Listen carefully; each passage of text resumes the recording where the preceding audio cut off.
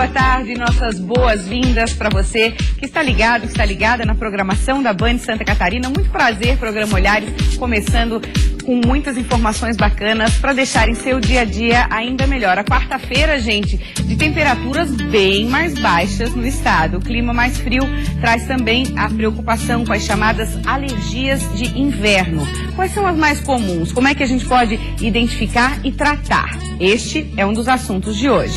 Também vamos aproveitar para tirar dúvidas que ainda restam sobre declaração do imposto de renda. Quero saber se você já fez a sua. Estamos na reta final, o prazo termina agora dia 29. Tem ainda uma entrevista com um incentivador da cultura do boi de mamão no litoral de Santa Catarina. Desde os 5 anos, ele já ficava encantado com essa tradição e tem muito conhecimento para passar para a gente. Fique ligado, nós vamos começar então dando as boas-vindas para o Dr. Jorge Coutzias, que é alergista. Muito bem-vindo ao programa Olhares. Boa tarde, é um prazer estar aqui. Prazer também em recebê-lo. Quais as alergias mais comuns, Dr. Jorge, nessa época do ano? A chegada da época fria faz a gente mudar de uma série de cuidados que anteriormente não se fazia. Você se restringe a um ambiente fechado e isso facilita a proliferação daqueles elementos que são os ácaros dentro da sua casa. São os seres que habitam um ambiente interno, se reproduzem com a menor temperatura e a umidade também. E são os maiores causadores de alergias respiratórias. A asma, a bronquite, a rinite, a conjuntivite alérgica também. E então você se expõe mais. As roupas que estão guardadas já do outro inverno, embora nós não temos invernos tão rígidos como alguns anos atrás, mas de qualquer forma essa proliferação vai aumentando e é um momento de você fazer aquela geral. Aquela famosa faxina de colocar as roupas no sol, principalmente. Lavar cobertores, as roupas diárias, os paletós guardados, de lã, toda a roupa em geral. E eu sempre peço para o paciente que já tem a ideia de ser alérgico, de que deixe, eu digo que a preferida. Porque agora começa aquela estação que é frio e é quente, mas daqui a pouco esfria. Então você deixa uma roupinha de meia estação fora do armário. Porque Florianópolis, região litoral, em uma semana você está com roupa de novo cheia de elementos. E é muito característico do outono essa oscilação de temperaturas. Exatamente. Então você deixa uma fora, pegando solzinho, que aí você vai ter sempre ela pronta para ser usada no momento que o frio chega e não vai buscar a roupa dentro do armário que já pode novamente estar... Tem que planejar até isso. Exatamente. Isso a gente está falando também, principalmente nas crianças. É importante se falar, as crianças são mais suscetíveis a esse tipo de alergia? O sistema imunológico vem no crescente, você vai fazendo contato com o meio ambiente e vai adquirindo, tanto na parte de viroses, vírus, bactérias, todas as informações para se proteger. As defesas, né? Exatamente. Então, eles são mais sensíveis do que a gente que já teve esse contato durante a vida toda. Por isso é importante, em crianças que têm as vacinas, estar em dia. A vacina da gripe, que é muito importante, é H1N1, tetravalente, ou trivalente, dependendo de quem está fornecendo, né? Então essas campanhas são muito importantes porque você facilita, se não tomá-las, de ter agravado o seu problema básico, que é a sua alergia. Isso que eu ia perguntar. E vice-versa, né? Eu ia perguntar o perigo, né, de uma alergia respiratória evoluir para quadros mais complicados. Sim. Se começa, por exemplo, tanto numa virose, que você daqui a pouco faz, daquele paciente alérgico faz uma crise de asma violenta, ou bronquiolite, que a gente também chama, que aí é pelo vírus sincicial respiratório, como o alérgico sofrer por causa disso, numa crise mais violenta, que está acometendo o trato respiratório dele, né? Agora, quando existem pessoas que acham que são alérgicos, né? Eu acho que eu estou com uma alergia, muitas vezes não é, ou pode ser uma crise mais passageira. Como avaliar isso? O alérgico, ele nasce com a condição. Tá. Então, você tem uma genética que predispõe a gente. Então, veio da família. Agora, existe uma série de fatos que levam a piorar. Uma cidade poluída como São Paulo é muito pior do que a nossa, graças a Deus. E a nossa é pior do que outras que não tem tanto carro, tanta fábrica e etc, etc. Então, tem que haver esse cuidado de fazer, se existir uma dúvida, consultar o especialista alergista para ele determinar se existe essa que a gente chama desse caminho alérgico, né? Além da questão genética, tem os fatores do meio ambiente, do estilo de vida que a pessoa leva. O meio nos faz, o habitat vai nos fazer. Se você não usa algo, você não vai ficar alérgico àquele elemento. Você tem que ter o contato. O primeiro... A história da roupa de lã, por exemplo, né? A blusa de lã. Hoje em dia, se você pegar uma lã, você vai ler na mulinha na etiqueta. Na etiqueta, que tem 7, 5, 3% de lã natural. Esse seria o elemento alergeno verdadeiro. Mas a lã, ela serve como retentor de uma série de elementos, como os ácaros, como os fungos, por ficar tempo guardado, que a gente não usa. O verão está cada vez mais predominante.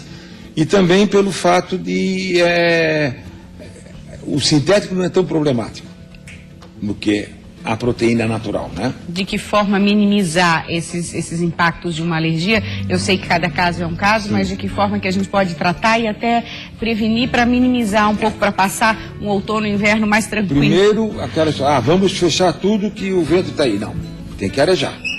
A casa tem que ser aberta. Limpeza redobrada.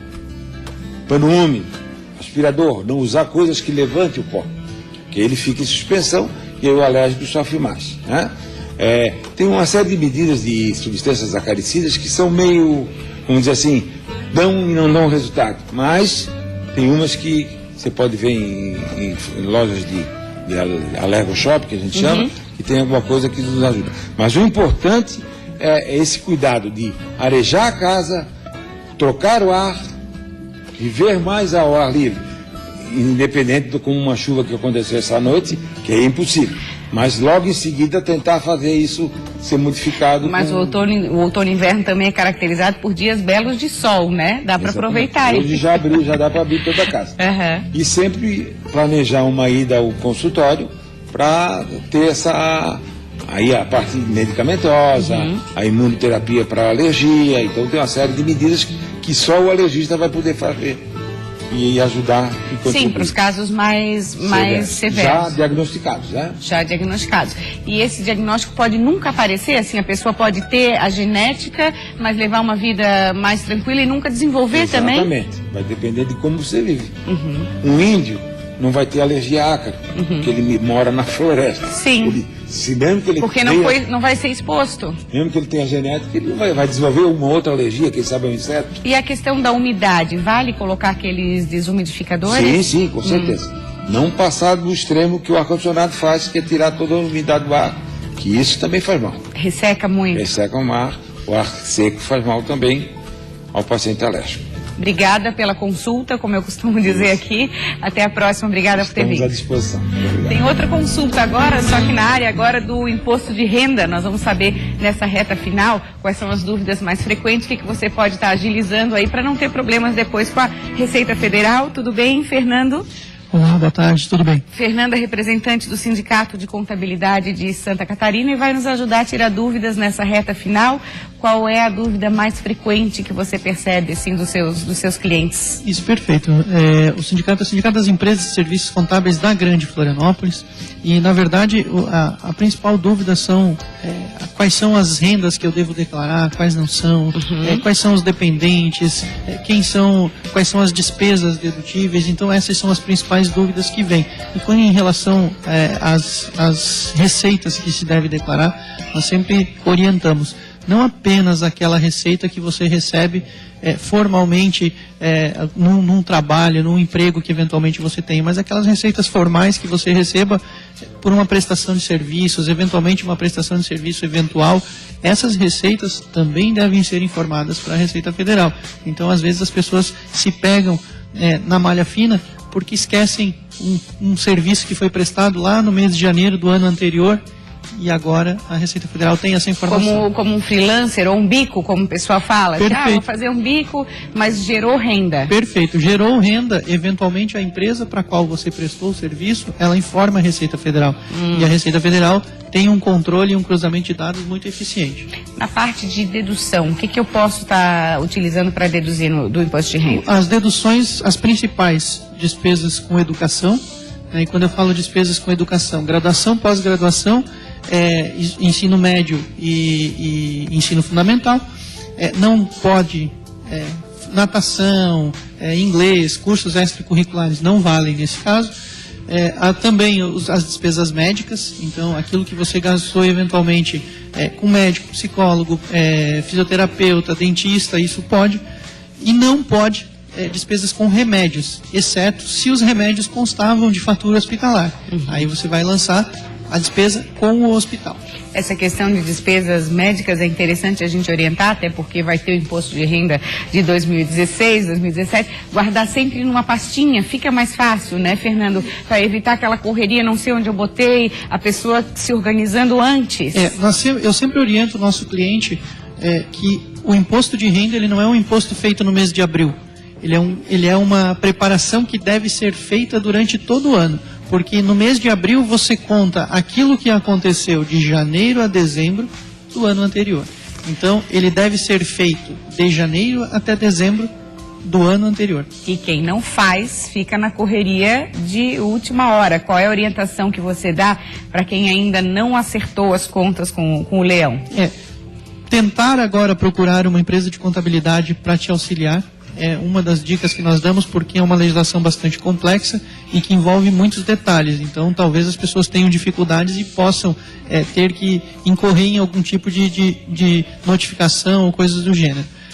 Se eventualmente a pessoa ainda quiser fazer de forma autônoma a sua declaração de imposto de renda e falte algum documento ou tem algum documento que ainda não chegou do banco, etc., e a pessoa não pode pegar, a nossa orientação, não deixe de entregar para que você não tenha que pagar uma multa por atraso na entrega. Entregue esta declaração agora da forma, com os documentos que você possui. O mais completo possível. O mais completo possível sempre. Vá até a instituição bancária ou aquela pessoa que eventualmente te deva algum tipo de contrato, alguma coisa que você ainda precise de informação posteriormente e faça uma declaração retificadora. A declaração pode ser retificada. Lembrando que a partir do momento que você envia para a Receita Federal, a qualquer momento ela pode fiscalizar. Então, quanto antes você fizer a retificadora, melhor. A questão da restituição do valor de restituição está sendo bastante comentada no momento de retração econômica. Quando é que eu vou receber? Quem entrega antes, recebe antes, se tiver algum valor? Existe uma regra que as pessoas portadoras de deficiência e idosos têm prioridade na restituição. Então, normalmente, os primeiros lotes são tomados por esse público. E também as pessoas que entregam antes têm uma probabilidade de receber antes. É por ordem de recebimento que a Receita Federal normalmente libera a restituição do imposto de renda. Fica uma espécie de presente para quem é mais organizado. Perfeito. Por isso, eu sempre digo, a organização durante o ano, ela facilita várias coisas, inclusive essa questão de restituição para aqueles contribuintes que eventualmente tenham restituição. Ok, quero agradecer muito, Fernando, sua presença, muito obrigada aí pelas dicas. Obrigado também, obrigado pelo convite, estamos sempre à disposição. Nós da mesma forma, obrigada. Agora a gente vai te mostrar um momento super fofo entre os animais. Gente, olha que história bacana, uma porquinha está sendo criada por cachorros. A notícia vem da Austrália. A porquinha Olive vive em uma fazenda junto com 3 cães. Ela age como se fosse um deles. Olive tem 8 meses de idade e foi adotada pelo casal Alissa e Nick, que também tem cabras e galinhas. Eles contam que a porquinha dorme junto com os cachorros e até corre para o portão quando os cães vão latir para alguém.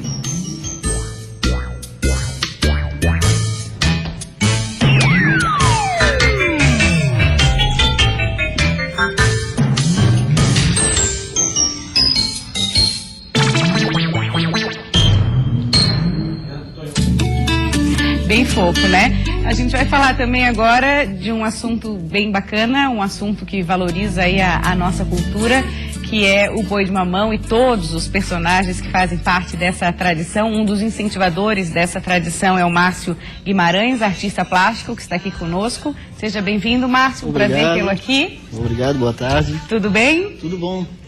Trouxe aí seus lindos personagens para colorir nosso estúdio. Vamos contar um pouquinho do seu envolvimento com essa tradição. Desde os 5 anos de idade você já ficava encantado. Não só você, eu acho que a criançada inteira já adora, né? Sim, eu que tive o privilégio, né, de nascer em Florianópolis, de nascer aqui no maciço do Morro da Cruz, no Morro do Céu. Uma comunidade tradicional na brincadeira do boi de mamão.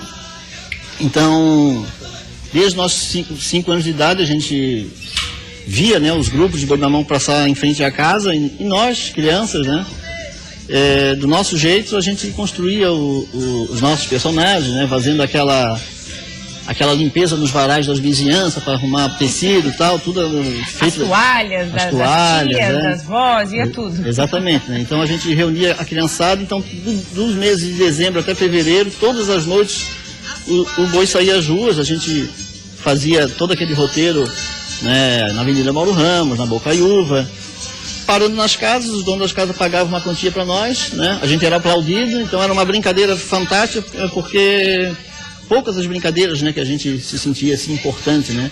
Então essa é uma lembrança gostosa porque a gente era um artista, na verdade, né? Então a gente gostava de fazer bem feito, ao nosso modo, né? E isso foi crescendo em mim, né? Em determinado momento essa tradição foi dando espaço para outros modos de diversão, né? Na minha adolescência a gente teve que dar uma parada porque a criançada já não queria mais sair às ruas, né?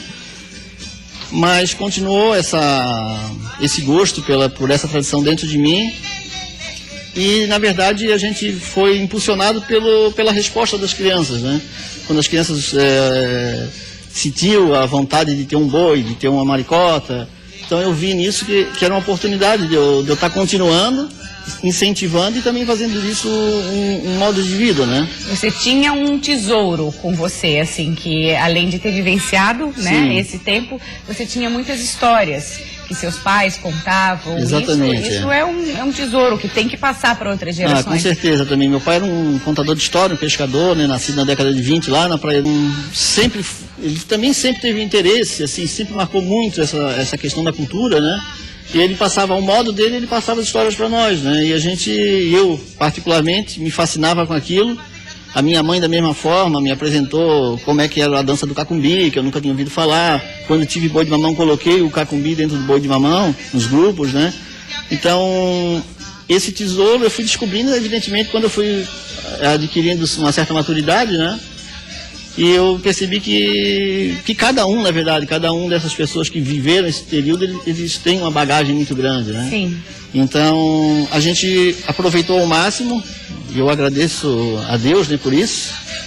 E acredito que esteja cumprindo um pouquinho do meu papel, né, com esse trabalho que a gente realiza, né? Então, hoje o seu trabalho, além de confeccionar essas peças lindas, você também promove oficinas, você leva esse conhecimento para as escolas. Fala um pouquinho, Márcio. Exatamente. Como eu escolhi isso como profissão, eu tive que adaptar, né? O grupos de boi de mamão, eu sempre tive grupos, mas chegou um momento que estava difícil manter um grupo, né? O processo era ao contrário, eu tinha que tirar dinheiro para manter um grupo, né? Então eu resolvi adaptar, então criei esses brinquedos menores, né? Comecei a também oferecer decorações de festas na temática do boi de mamão. No início foi bastante difícil, porque tem aquela coisa estigmatizada de que o folclore não, né? Mas hoje e a força dos personagens que vêm de fora também tem, né? Exatamente, né? Um apelo muito grande, comercial, enfim. Mas o boi de mamão, ele tem algo que isso não tem, né? Ele dizia um filósofo, né, que só o verdadeiro é eterno, né? E o boi de mamão é daquele tipo das coisas eternas, porque o boi é uma figura que tem um fascínio, né, e que sempre foi atuante na história de todas as civilizações. Tem, não só o boi, mas como toda a história em volta dele, toda a encenação que é feita, né, com a interação dos outros personagens. Eu preciso te perguntar, eu sei que tem várias hipóteses do surgimento. Por que boi de mamão? O mamão é necessariamente a fruta que está relacionado? Exatamente, assim, uma das hipóteses que se acredita é que a criança, na tentativa de imitar o boi do adulto, né, ele se utilizava da fruta mamão para compor a cabeça dos personagens, né? Eu, particularmente, a minha geração nunca fez boi de mamão dessa forma, né? Até porque senão a gente ia comer o mamão todo, né? Fazia usando o quê? O nosso boi era de caveira, era a carcaça do boi mesmo, né? Era a carcaça. Carcaça de um boi, era a parte de trás de um guarda-roupa, o forro, né? Então, quando uma criança queria fazer parte do boi, a gente estava no processo de construção, você tem que trazer aquela parte de trás do guarda-roupa da tua casa. Para participar. Para participar. Tua mãe não vai nem ver, tem que encostar na parede. Então a pessoa, né? É assim que a gente ia fazendo. Era né? um passe. O teu passe, a tua entrada é essa. Exatamente. Eu se virando. Existem outras teorias. O boi de mamão, por ser o boi que ainda não está desmamado, né? De mamão, de mamar na mãe. Exatamente, porque o adulto via a criança brincar de boi e chamava o boi de mamão, né? Também tem a questão que o boi de mamão, ele se iniciou e ele ganhou corpo também dentro dos engenhos de cachaça, né? Então certamente se bebia muito, né? E o dançador, com certeza, era um mamador de cachaça, né? Digamos assim. Tá. Então, tem várias histórias. Essa possibilidade de existir, né? de ter também ganha esse nome, também é bastante grande. E existem outras histórias ainda mais. Eu tô vendo eles parados aqui, mas eu acho que eu vou pedir para tu dar vida aqui para os personagens. Então, vamos ver aqui o boi, né? Que é o nosso. Boi. Esse aqui é o boi. Ele tem um pegador dentro, né? Tá. É um material leve, todo feito de papel. Muito leve, gente. Muito leve. E muito colorido, né? Exatamente, né? Então, e ele dança assim, certo? Exatamente. Esses brinquedos, na verdade, eles estão assim, graças a Deus, atravessando os oceanos, assim, né? Esses você vende no seu ateliê? A gente comercializa no meu ateliê, que fica... Posso falar o endereço? Claro! Que fica no bairro Campeche, né? Na avenida principal, na Avenida Pequeno Príncipe, 1455. Tá. Né? Esse é o boi e essa a maricota. É a maricota, vamos apresentar, né? Qual é a função da maricota? Então, a maricota, na verdade, é muito interessante porque... Por isso a importância do boi de mamão ser trabalhado nas escolas e até na área da psicologia. Maricota foi o primeiro caso de bullying, vamos dizer assim, que existiu, porque na época não era bullying, era indicar, né? Era escárnio, fazer escárnio, né? Sim. Então a maricota, ela tinha a sua própria personalidade, ela não era tão delicada, vamos dizer assim. Tá. Né? E por isso todo mundo achava que ela era uma homossexual, alguma coisa assim. Por isso que uma das funções dela era bater no público, né? Hoje a maricota está mais dançando, mas na época a gente colocava bastante areia aqui na mão, para ficar bem pesadinho para ela poder se vingar. A graça era essa, era levar um tapa da maricota. Exatamente. Márcio, eu preciso encerrar, eu sei que tem história para contar aqui durante uma semana de programa, muito mais, mas quero te agradecer muito. Eu agradeço. Obrigada e parabéns pelo trabalho. Tá certo, muito obrigado e boi de mamão é vida, hein? Uma graça, adorei. Obrigada a você pela companhia. Tá vindo aí o quadro de divulgação. Logo depois tem Repórter Band com Nader Khalil. Obrigada, até amanhã. Eu caio na boca da noite serena, eu caio.